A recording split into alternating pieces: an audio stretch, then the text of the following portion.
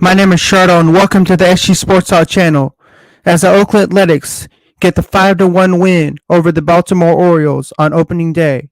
And now I will welcome Randy McMahon to the postgame show.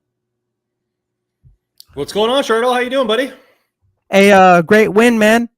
Yeah, 5-1. Get the home opener. I like it. What are your thoughts on the win? Hey, sometimes you need to get those gritty wins. All the 4 runs in the 6th came on, on airs, and they're all unearned. But you take the wins how you can get them sometimes. And who do you think had the biggest impact for the A's on against the Orioles?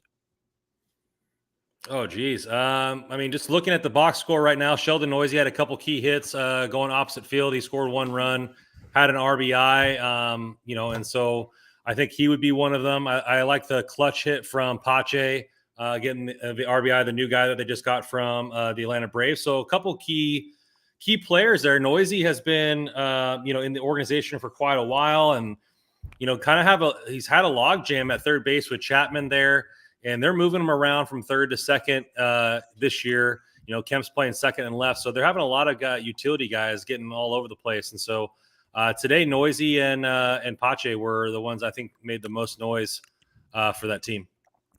So how do you feel about Matt Chapman and Matt Olson not being on this A's roster? Well, it's kind of par for the course for the A's. Obviously, I'm sad because I have a Chapman jersey. He's one of my favorite players. Olson, another fan favorite, but it's par for the course for the A's organization, unfortunately. And so. You just kind of got to get used to it as far as them trading off players. But the immediate returns of Pache and Langoliers in AAA are paying really good dividends so far, and they're doing a pretty good job at this rebuild. I'm sure Montas will get traded at the deadline, and Bassett was already on his way to the Mets. So we're just trying to fall in love with a new set of players, and hopefully this team can rally and be effective this season.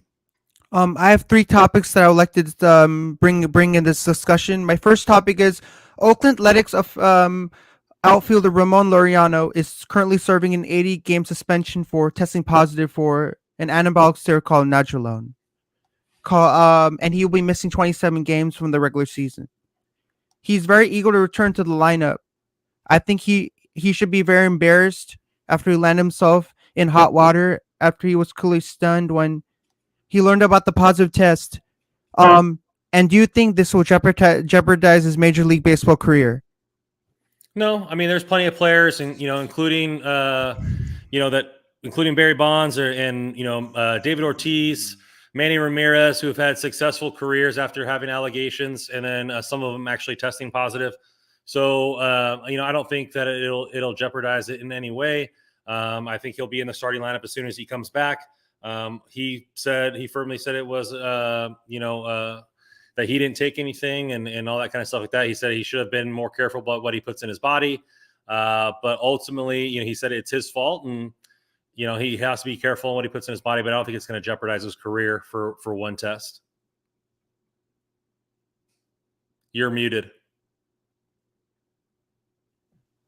So my second topic I would like to talk about is that what are your thoughts of the Oakland Athletics hiring manager Mark Kotsay in place of Bob Melvin, and how many more years do you think he's going to stay in Oakland?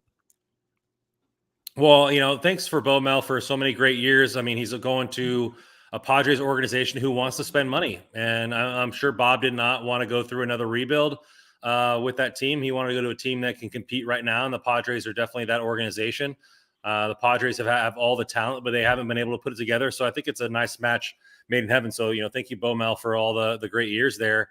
As far as Kotsay is concerned, you look at Dallas Braden on a lot of the broadcasts, said Kotsay was one of the most thorough teammates he's ever had. First one at the ballpark, last one to leave, very detail oriented. And I think that's going to pay dividends for him as a head coach going into this season.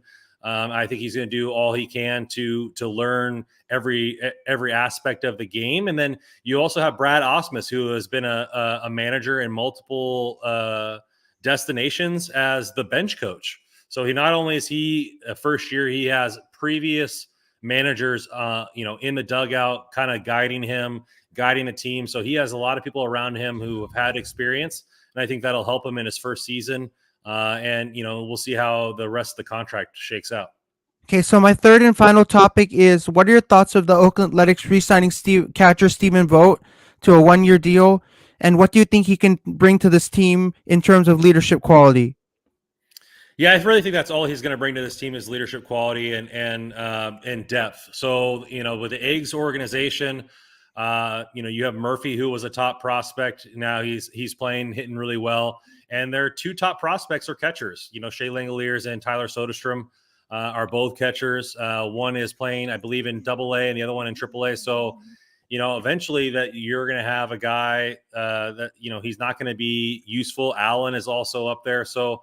I think with the DH and having both Allen and Murphy be some of their better hitters, you're looking at a chance for a third catcher to be able to DH or take some responsibilities away. Vogt has played some first base, but the leadership ability, he's a fan favorite in Oakland, and he's also a guy who's been around and can help a lot of these young rookies come into play, especially since Murph and Allen haven't been around too often. So, I don't think he'll do much catching. I think he'll mainly be a DH first base guy, but, he'll be able to be in that locker room and have some sort of veteran presence with him.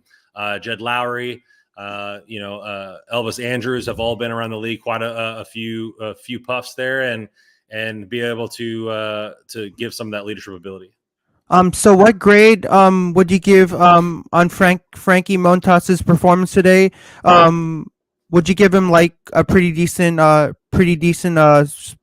score? Yeah, he's really settled down. On my podcast earlier today, Cerberus Sports Talk, I named him the pitcher of the week for the A's last week with his outing. Another six inning outing today. 2 hits, only gave up 1 earned, 5 Ks. That split finger was flat out nasty today, hitting 96 and dropping that splitty over the outside part of the plate. Had the slider working as well. And so he's just been really dominant. Last year got some Cy Young votes, and I think he'll be a major trade candidate at the deadline to get rid of. I know he was rumored to go to the Chicago White Sox earlier in the offseason. A's wanted the number 1 prospect for the White Sox, or the number 1 first baseman prospect. Chicago said no, and so maybe if Chicago's in there at the deadline, the A's can renegotiate that deal and get a top prospect out of Montas, who is getting older and is not going to be here through the whole rebuild, but is showing that he is a Cy Young caliber pitcher yet again this season. Who are your top 5 athletics of all time in your opinion? I like to go with guys that I've seen, just because it's hard for me to kind of dictate that. But Ricky Henderson's probably number 1 overall. I've loved Barry Zito and Hudson. I'm a pitcher by trade, so I've loved those guys. And then, as far as he wasn't always the greatest guy on the team, but Coco Crisp added so much enjoyment to the fans, by doing the Bernie lean and giving that kind of funk to the team. So he was one of my favorites. And then out of this last group, I have to go with Matt Chapman, probably the best defensive third baseman that the organization's ever had, and maybe one of the leagues that has ever been a part of the league in general, with 2 platinum gloves. And that's tough to say with Eric Chavez and Josh Donaldson both being third basemen for the organization. What qualities did Mark Chapman bring to this organization when he was playing for the A's and then got traded to the Toronto Blue Jays? Yeah, so defensive acumen is going to be the best thing. I mean, he is the best third baseman defensively in baseball, and so he just saves a lot of runs, in the hot corner over there. And I think that is something to be said. And I mean, you look at now that the Blue Jays probably have the best infield in baseball with bringing him over. That and his tenacity. He doesn't like losing. He likes coming to the ballpark prepared. He comes in every day wanting to win, so that winning mentality is going to be welcomed in Toronto, because they're expected to compete for a World Series this year. And so those are the 2 best things. I think a lot of A's fans wished his bat was more consistent, more around the 275 range rather than the 235, 240 range that he's shown. A lot of strikeouts recently. So we'll see if he can tame that up.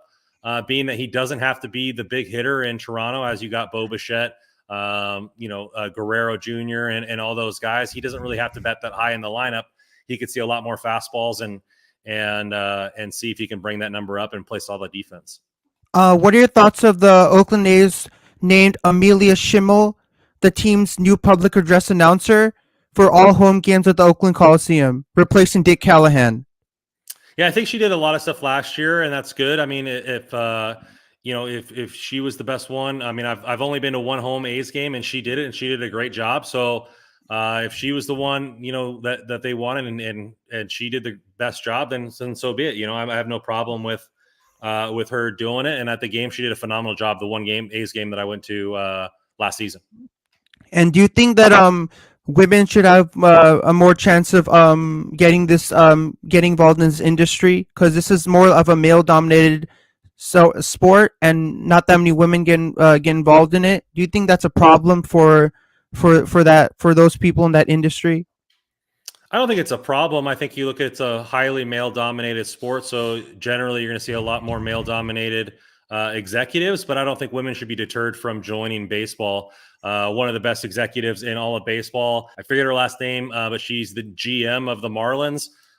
You see that the Giants had a first base coach with that was a female, and so I have nothing against it if they want to put in the time and effort that it takes to become an executive or become a coach or do all those things. More power to them.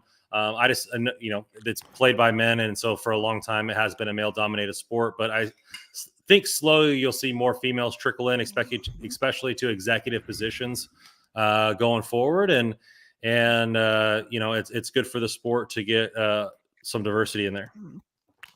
So what were your thoughts of Ray Fosse, longtime television color sports commentator? He died in Oakland, California, so he was a longtime Oakland native.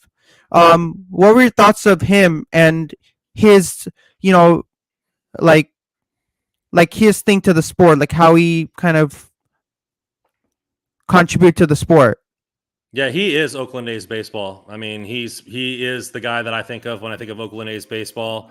I never got to see him play, so it's probably why he wasn't on my top 5. But as far as guys who've contributed to what Oakland A's baseball is and how it's perceived, he'd be number 1. Two-time World Series champion, 2-time Gold Glover, multiple all-time All-Star, and one of the best catchers to ever play, put on the uniform. Phenomenal announcer. I think he's one of the best announcers in the game. And him and Kipe over there with Dallas Braden was probably the best broadcast that I've ever watched. It's so seamlessly between those 3 guys, and I think that he'll be sorely missed there. And they did a touching tribute for him today during the game. When you looked at him, was he just a light in the whole A's community? Yeah, he just brought everything to light. He absolutely loved baseball. And when you have a guy like that who's willing to talk baseball, comes to the ballpark with a smile on every day. And during his last season, he was battling, everything that he was going through, and still had a smile on, and he touched so many lives. Unfortunately, I've never met him. I have some friends who have, and said that he's just a dream to talk to, and absolutely love the sport. And when you're doing something you love every single day, it's not work, it's a dream come true. And I think that he personified, what loving one of the greatest games on earth is all about. So when you watched the Oakland A's and Baltimore Orioles game, did it touch you when they decided to put Ray on their the Ray patch on their jerseys, just to honor how great of a man Ray Fosse was? Yeah, I mean, it's something that they should have done, and I'm glad that they did it. And like I got teary eyed watching the tribute video. Like, he just meant so much to the team, and like watching. No offense to the broadcast now, it's not the same without him. And I'm not saying that it's bad. It's just not the same. And you have those memories. And same thing for my LA Kings when Bob Miller left. He's a legendary announcer, and so like when you have those voices leave the team, it's not the same for the fans and the memories and everything like that. So he'll forever be missed, and he's one of the best to ever do it, in my opinion. It's just like I can compare Ray Fosse to Lou Gehrig on the Yankees. Longtime player, died due to ALS, and now people are doing so many things to do contribute to ALS. You know, ALS Ice Bucket Challenge. They're doing all these different contributional things to contribute to the cause. I think it's a little bit different. I know they both got taken too soon, but as much awareness you can get to any of these issues that people are dealing with, the better. And if it's a high profile star that has to get more donations made, then so be it. But I think that Ray, there's so many great, Yankees, but nobody personified A's baseball better than Ray Fosse. But uh and do you think when you saw Ricky Henderson, did he revolutionize baseball with the 130 stolen bases? Yeah, I mean, he's the best base stealer, best leadoff hitter to ever play the game. Nobody will ever come close to touching his record of stolen bases based on the way the game is going with the launch angles and the home runs and all that kind of stuff like that. So I think that his record will forever be personified, and he's the best leadoff hitter to ever do it. I think Amin's got a question if you want to throw that up there. So he says, "What's your thoughts of the A's manager Mark Kotze? Do you like him? Do you dislike him? And did you like when they hired him?" Yeah, I mean, obviously, I was upset. Not upset, but I was upset that Bo Mel left. He's a phenomenal manager, but I understand why he did, and getting some new blood in there and for this rebuild. And Mark Kotze was a great player, and like I said, Dallas Braden said that he's meticulous in the way he prepares for the game as a player. So I assume that he's going to be doing that as a coach. Brought in Brad Osmus to help him on the bench, a former manager. And so he's asking for help and he's meticulously prepared. I think those are two great qualities for him to start out. And obviously, he's going to make mistakes being a first time manager, but he's going to be doing a great job. So what about the Warriors? So the Warriors had an amazing game today. Um, they beat the Denver Nuggets 126 to 106, taking this best of seven series 2 games to none. Um, what are your thought? What are your thoughts about the game? Do you think it was very well played? Both teams are trying to be as competitive as they could possibly be, and they brought the energy out to Chase Center, and lit Chase Center up. Yeah, I didn't watch the game. I was watching the A's game, so I didn't get to catch any of it.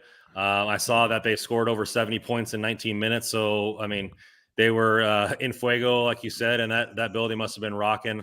I think you can't really count out the Warriors if they're all shooting the way they can. On Cerberus Sports, we did an NBA episode the other day, and Jordan Poole is a budding superstar in this league. And you got Curry and Klay Thompson getting a shot, and if Draymond can come back and be that force and that grittiness in the center, they're going to be dangerous. I think the Phoenix Suns are still the most complete team in the West, but they're going to run up to a buzzsaw that is the Warriors if they stay this hot from beyond the arc. I think Jordan Poole and Steph Curry, one of the two hottest shooters in the game today. I believe Jordan Poole. I don't know how many points he put up, but I know he put up more than 10 or more points, and then Curry put up 34. So that shows that you have two powerful shooters on your team, Jordan Yeah, Poole and Steph Curry. they're loaded with a lot of talent. Yeah. And when I saw that Jordan Poole was not named Most Improved Player of the Year, I was like, they picked Darius Garland and John Morant and a third player to win Most Improved Player, but they didn't pick Jordan Poole, which kind of is a disgrace because like why would you not pick the most electric shooter out on the court? Well, John Morant flat out led the Grizzlies to the second place in the West, so he's the best player on that team. So I can understand that. So would you understand how upset Warriors fans would be when they didn't pick Jordan Poole to win that award? No, because I think they can see the fact that there was other players that were deserving as well. I think Jordan Poole played a huge role in this season, especially with Klay Thompson being out for the most for a long period of time. But if Ja Morant ends up winning it, then he's going to be well worthy, considering that the fact that he pretty much helped the Grizzlies and carried them to a second place in the Western Conference. So Coach Dante says Jordan Poole put up 29 tonight. In that, if that dude keeps playing the way he's playing, I think the Warriors are the closest team that can beat the Phoenix Suns.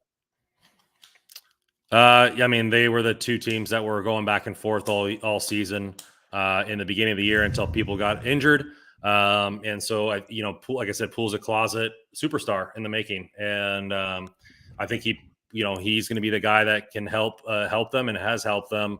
As Curry and Klay Thompson and everybody gets older, you have another weapon there. I think that Phoenix Suns are still the most complete team in the West, and then you never can count out teams like the Nets in the Eastern Conference, because Kevin Durant's still arguably the best player on the planet. And if that team gets hot, then you watch out for that one as well. I just want to say thanks to Matt from Wii Sports. It's a great YouTuber, great makes good content. I just want to say thanks for joining the stream, Matt from Wii Sports. I know he hops on the CG streams once in a while. He's on CG once in a while, so he goes on there a little bit. So and thank you, Coach Dante, for subscribing to both of us. Appreciate that. But I mean, so for the A's, are you looking forward to the team getting any more players during the season, or do you think that your roster is pretty much stacked right now, and you have a lot of great players on your team? Like you got Christian Pache, you got Sheldon Noisy, you got Elvis Andrews, Seth Brown, and Yeah, I think you're going to look at what A's fans are going to be looking for, because I don't think we're not going to be competing for first place in the division, is how do these young guys progress, right? Murphy is already showing that he can be a power hitter in this league as a catcher. You're looking at guys like Seth Brown, who have been buried beneath Matt Olson, and deservedly so, or finding ways to get in the lineup and hitting mammoth home runs. Noisy been blocked by a lot of positions as well in Chapman. So a lot of these young guys who have been kind of buried in AAA because of these superstars are now getting a chance and showing that they can play some ball.